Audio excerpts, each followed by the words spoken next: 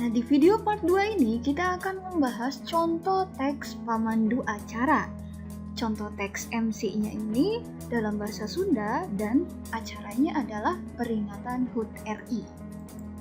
Untuk bagian-bagiannya yang pertama ada bagian bubuka atau pembukaan yang terdiri dari ucapan salam, menyebutkan agendanya hari itu acaranya yaitu HUT RI, setelah itu puji syukur kepada Allah, salawat kepada Rasulnya, itu isi dari pembukaan. Setelah dibuka, ada bagian kedua yaitu nataan susunan acara atau membacakan susunan acara. Di sini silakan disimak. Acara yang pertama yaitu pembukaan. Acara kedua, pembacaan kalam ilahi atau pembacaan ayat suci Al-Quran. Acara ketiga yaitu pamapag atau sambutan-sambutan. Sambutannya dari siapa saja? Ada dari pupuhu panitia atau ketua panitia serta dari bapak kadesnya. Dan acara yang keempat, bewara. Bewara itu pengumuman juara-juaranya dalam lomba HUT RI yang sudah diadakan ceritanya ya, serta penghargaan-penghargaannya. Dan yang kelima acaranya yaitu acara inti, tampilan-tampilan pentas seni. Dan yang terakhir pamungkas atau penutup yaitu doa. Ini susunan acaranya.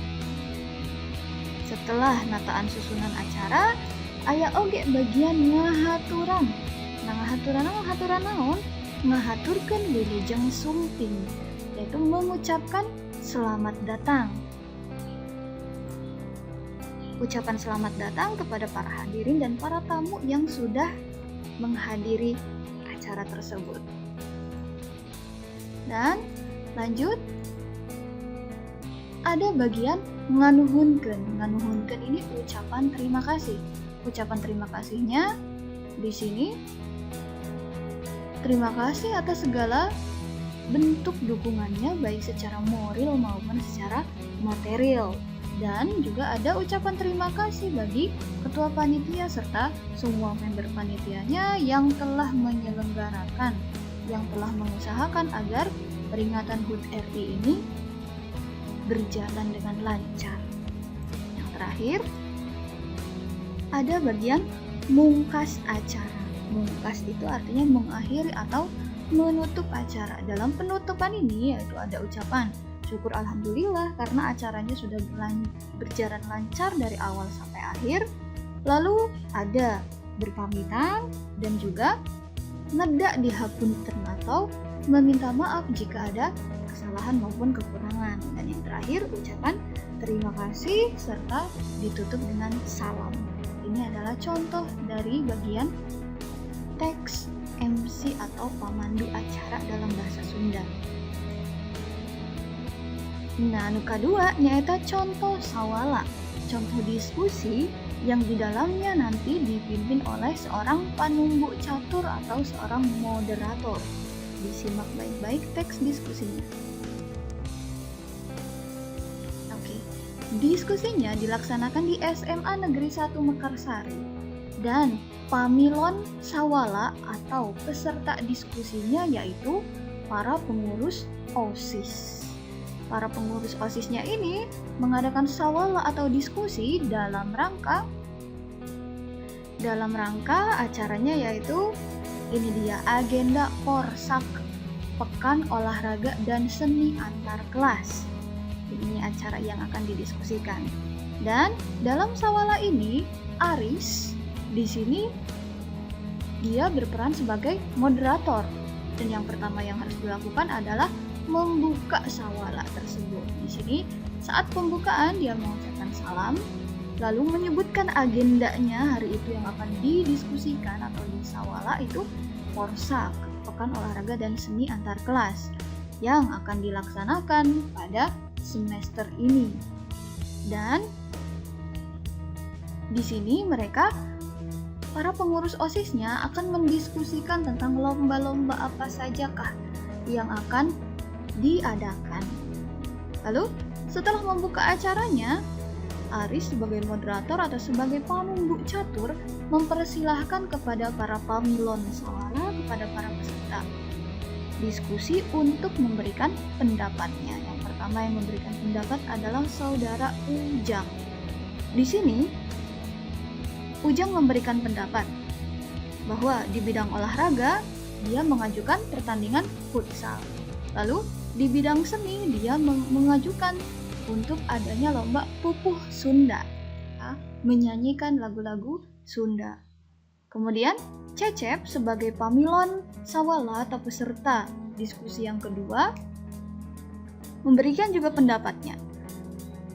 Menurut Cecep, futsal itu lebih cocok untuk para siswa atau anak laki-laki, sedangkan untuk AWW atau para siswi itu bagaimana? Nah, lalu Ujang memberikan lagi pendapatnya, futsal bagi laki-laki maupun perempuan juga bisa. Itu adalah pendapat Ujang. Terus dia juga berpendapat kalau futsal itu jika dilaksanakan oleh anak-anak perempuan itu biasanya akan lebih ramai atau lebih seru. Kemudian sebagai panumbuk catur, sebagai moderator, Aris tidak hanya menampung pendapat dari pengurus yang laki-laki saja, tapi juga memberikan kesempatan kepada pengurus perempuan, yaitu Mirna.